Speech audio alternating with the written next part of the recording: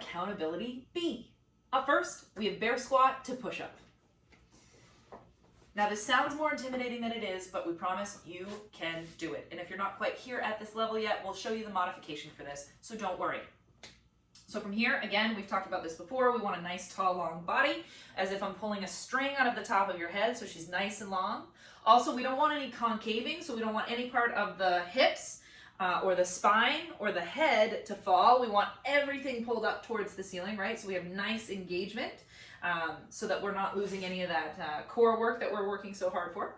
And so from here, we want wide fingers. So anytime your hand's on the ground, we always want to grow roots and spread your fingers. It's going to take pressure off your wrist. So if you're working up to planks and push-ups and it's bothering your wrist, widening your fingers is going to help with those moves. So from here, what we're going to do is we're going to sit back into that bear squat, and then we're going to come forward back up into the plank, and then we're going to go down for the push, exhale and come up, and then we'll sit back again for the bear. So sitting back and exhaling, taking a breath, and then coming back for the push-up. Back and forth. Okay, so this is the bear squat to push-up. This is working upper body strength, core stability. It's working low body as well. It's a great all-over body exercise. So if we're not able to do this fully, the push-up, we're going to eliminate the push-up for now, and we'll just work on the rock back and forth. So we're going to rock it back into the bear squat and forward, hitting that solid plank, and then we're coming back, always keeping in mind the points I talked about in the beginning. This is crucial for foundation.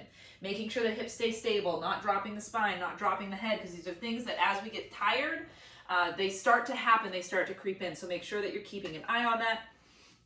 And up next, we have single leg Romanian deadlift to reverse fly. So this is going to work your balance, stability, your core. Anytime we take one foot off the floor, we're instantly engaging our stabilization muscles. So we're going to go down, out, in, and up. So that's what the move looks like, right? One more time, down, out, in, one. All right, so let's just break this down for a second. So we're starting here, head and chest up nice and tall. And she's going to bend over, kind of just like a seesaw, like a tick-tock, bending over forward. So she's got a nice, straight, flat back. Okay, her hips are level. One of the things that people want to do all the time is hike this hip up. See how her toe turns? We want to make sure that that hip stays nice and level. You're pushing me over. Okay, pushing her over, sorry for that. Okay, and then we're going to come out with the arms. That's where I get out of the way. And then she's going to come back in, and then we're going to stand up. Okay, so that is the single leg Romanian deadlift to reverse fly. We're working the whole back side of the glute and the hamstring, kind of the whole back side of the posterior chain as you bend over. And then we're working all of the muscles in your back and your shoulders as you open your arms. Okay, if we need to modify this, we're going to use a foam roller. Okay, or if you don't have a foam roller, you can support yourself by putting your hand on a wall or the chair, the couch, something like that. So what she has is she's got the foam roller in between her hand and the foot of the same side of the body. Okay, and what we're going to do is we're going to squeeze that foam roller, so pushing in opposite directions and coming forward. This is going to help give your brain the kind of proprioceptive feedback it needs to know where that foot is and where your hip is, where your shoulder is in space. Okay, so that really, really helps kind of break this down and solidify this move for you in your brain.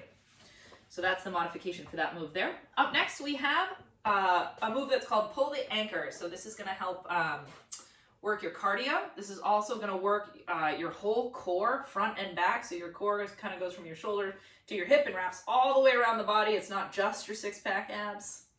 All right, so pulling the anchor, we're going to start with the arms out. This is a little, can be tricky to set.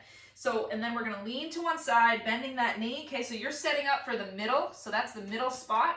It'll make more sense in just a second. So she's pointing there. That hand is over the middle. Nice long leg over here. And what she's going to do is she's going to switch legs and reach down for the anchor, right? So we are pulling the anchor up as we switch. See how she's always got that one foot right there in the middle as we transition from left to right, right? So that's the reason we're kind of setting up, and that's the middle spot, and then we're going to transition and put that foot in the middle and transition to the other side. Now, the count goes relatively quickly for this one, but we just want to make sure that if you need to go a little bit slower or jumping is not your thing, you can step with this instead, okay? It looks exactly the same. Back. Yep, and we want to make sure that the back is nice and flat. Okay, so you'll see from kind of her ear, right, we don't want to be rounding like that. You want a straight line from her ear all the way down to her hip as you're transitioning and grabbing for the anchor, right? Because we never want to be pulling on something heavy while our back is rounded, because all of the pressure goes to those vertebrae, and that's where we start to have things bulging in directions we don't want them to bulge in. All right, so next we have seated hip extension. So for this one, we're going to get down on the floor and we're going to get in that seated position, roll the shoulders back, chest out, okay, head up nice and tall again, just like I'm pulling that string out of the top of her head. And she's got her hands placed beside her so that she can support herself to stay up nice and tall. Okay, so this is not considered cheating. You want to support yourself so you can stay up tall. Because as we do this move, you're slowly going to want to start to slump because it makes it easier, right?